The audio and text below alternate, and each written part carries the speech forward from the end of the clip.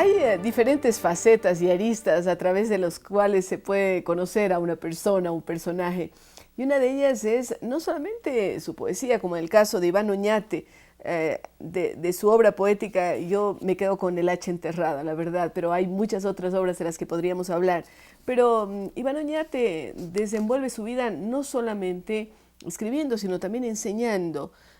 Tienes placer en enseñar, porque tú enseñas literatura latinoamericana o novela Sí. específicamente. Cuéntanos de tus clases, ¿qué es lo que te gusta de ese contacto con jóvenes que después algunos de ellos a lo mejor devienen escritores, otros no, pero se transforman siempre en buenos lectores, espero, ¿no?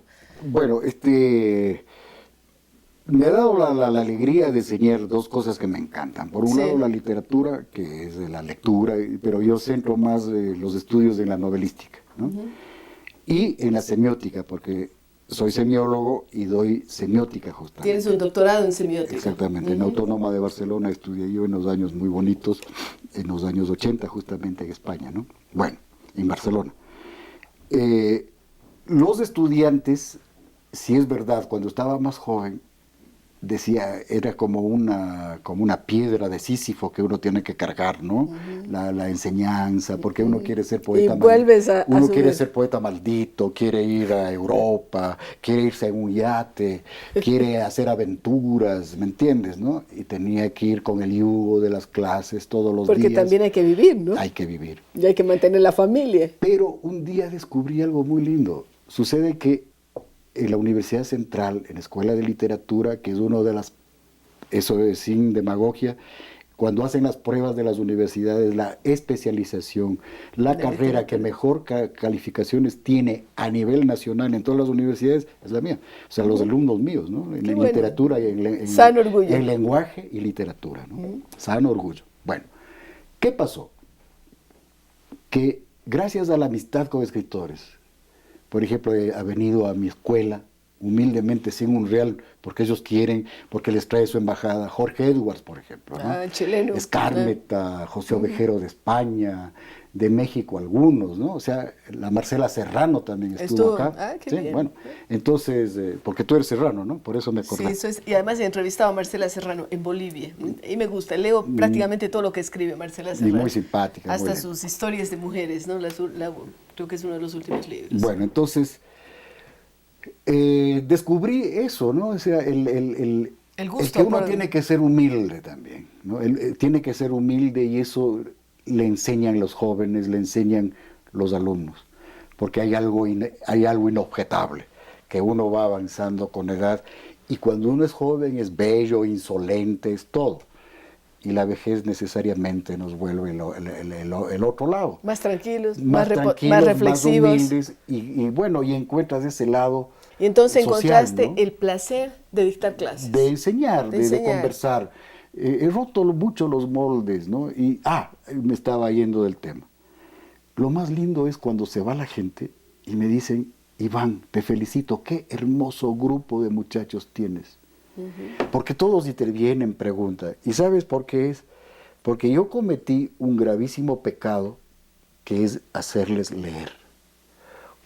Porque yo soy graduado en Sociología y Ciencias Políticas cuando entré de profesor, ¿no? Entonces yo no tengo título de profesor. Me decían que yo estoy equivocado, que esa no es una escuela de escritores, sino de profesores, entonces les decía con mucha más razón, pues. Si fueran escritores, Ya cada confiaría en uno su hace, talento, sí, ¿no? sí. Pero si son profesores hay que leer. Bueno, y ahora con el internet, gracias, ellos leen. Yo sé que el internet no es profundidad, pero da información. Claro, y muchísima y muy valiosa. Y podemos Y conversar. allí viene el enriquecimiento de un profesor que Y ha puede guiar. cambiado el perfil de los estudiantes, ya no menospreciemos, son gente muy linda, muy bellos, leen. Ahora hay jóvenes poetas que verdaderamente me dan alegría, escriben ya desenfadadamente. Con buen manejo del lenguaje. Sí, sí, Porque o ese sea, es uno de ir los temas. rompiendo, Ajá. porque, mira, por ejemplo, a mí me gustó mucho la experiencia que tuve con Quincy Troop, amigo íntimo de Miles Davis, que tuve la suerte de que me vino a visitar acá en el Ecuador, nos conocimos con Quincy en el Festival de Medellín, ya. Y entonces, obviamente, como eres de color negro, ¿no? Es un poeta negro, la Asociación de Afrodescendientes Ecuatorianos le hicieron un homenaje. Y asistimos, lindo. Pero ahí me gustó oírle a Quincy cuál es su punto de vista sobre esto, ¿no? Que yo diría lo mismo sobre los ecuatorianos, que tenemos que también ya pensar, o sea, que somos metafísicos, que somos filosóficos, que podemos hacer cosas, o sea, que no nos pongan un estigma. Parece que la autoestima nuestra siempre estuvo muy baja. Y hay que Exactamente, mejorarla, ¿no? ¿sí? Y sobre todo vencer eso en las universidades norteamericanas o europeas, ¿no? Donde ecuatoriano, latinoamericano te quieren ver como un representante étnico o con características de cierto tipo. Así es. No, Y no se dan cuenta de esa diversidad que es y extraordinaria nosotros, pues, y somos parte de esa exacto, diversidad. y nosotros tenemos una visión metafísica, profunda, hermosa, Pensamiento. ancestral, la concepción del universo y todo, ¿no? Entonces, eso ha servido muchísimo, las clases, el irles conociendo a la gente, me ha enriquecido a mí enormemente y pienso que... Tú eres amigo de hacer listas. No, Por pues ejemplo, ese ha sido mi... eso ha sido algo que no te gusta, pero Listas de libros... vencidos. No, libros recomendados a tus alumnos, a los que recién entran, a esos que van a ser profesores de literatura. Yo vengo peleando desde hace mucho tiempo con los profesores de literatura porque en las listas están siempre, por ejemplo, los clásicos para estudiar, para que se les den a los chicos de, no sé, tercer, cuarto año, cuando un clásico para ellos es un adoquín, ¿no? Cuando no tienen el hábito de la lectura. Imposible que yo haga listas porque yo parto...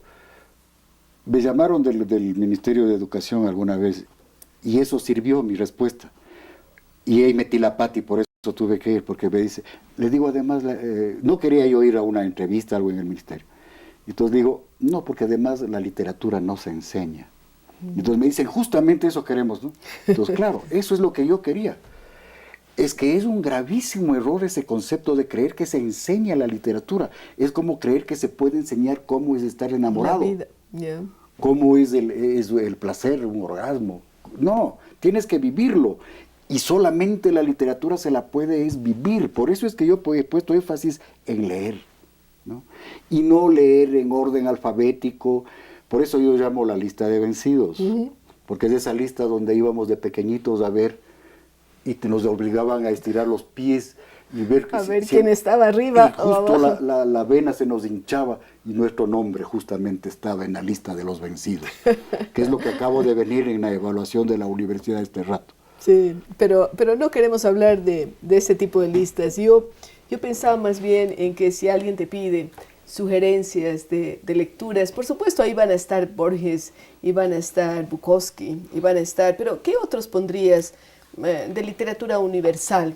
Bueno, hay un mexicano alguien que es, nadie puede perderse de leer. por ejemplo, oiga, me voy a morir, nadie, me voy a morir y yo necesito que usted me diga qué libros debo leer antes de morirme. No pueden morir sin leer a Rulfo. Rulfo es genial, es una maravilla, ¿no?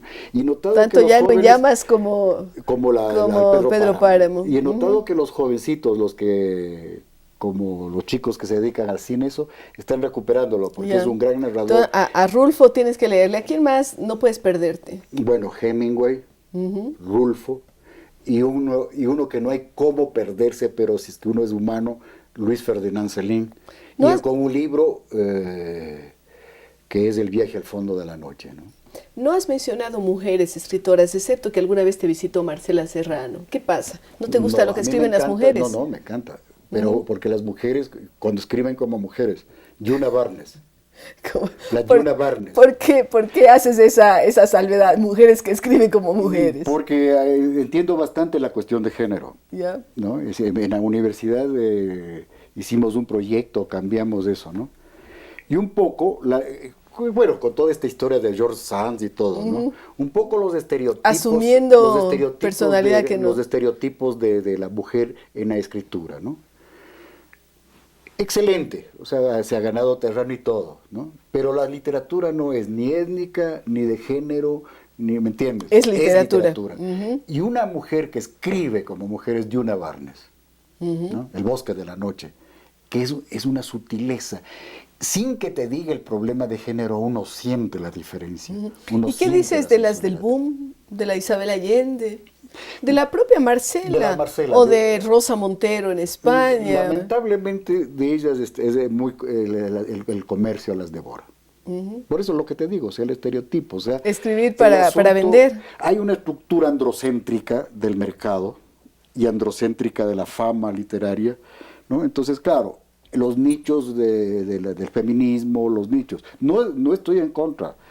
El cuerpo y el placer y el lenguaje de la mujer están siendo recuperados, y eso es la política. Alguna vez que yo hice un encuentro de poesía erótica de mujeres en la Universidad Central, donde estuvo Margarita Lazo, María Fernanda Espinosa, Ileana Espinel, bueno, estuvieron las mejores poetas del Ecuador.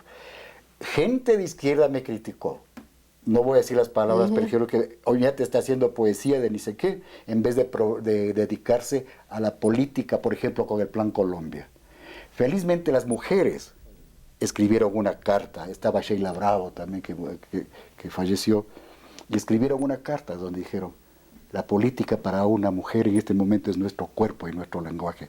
Estamos recuperando. Qué interesante escuchar a Iván Oñate. El tiempo siempre es corto cuando se trata de hurgar y de bucear un poquito en el interior, en el ser interior de las personas. Queremos agradecerte muchísimo, Iván, y también a ustedes, queridos amigos televidentes. Regresamos luego de una muy breve pausa.